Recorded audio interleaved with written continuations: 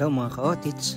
Sa vlog natin ngayon, kami ay nagpunta sa Tagaytay para i-celebrate ang wedding anniversary namin ng aking crazy wife. At ang Silvinas Cabin Resort ang napili namin na perfect spot para magpahinga, mag-relax, at syempre mag-enjoy kasama ang buong pamilya. 1 oras lang ang biyahe mula Bacoor papunta dito.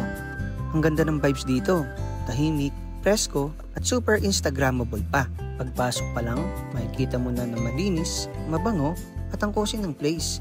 May free amenities na naka-ready, towels, hot and cold shower, at malaking TV na may Netflix na perfect for chill nights. Good for 4 to 5 person ang cabin room na napili namin na nagkakahalaga ng 7,500 for 2 days and 1 night stay with free breakfast.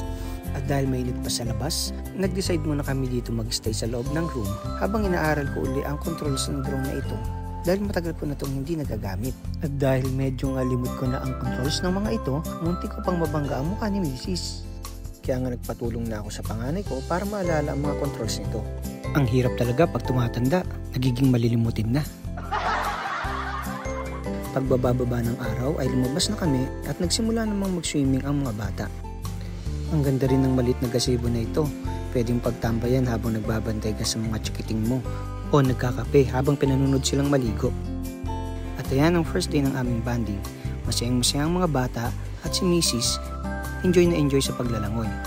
Habang ako, syempre, taga-video lang muna. Abangan nyo ang part 2 ng staycation namin. Baka makatulong to kung naghahanap din kayo ng perfect spot para sa next family getaway nyo. Paalam muna mga ka-otits. Bye-bye muna!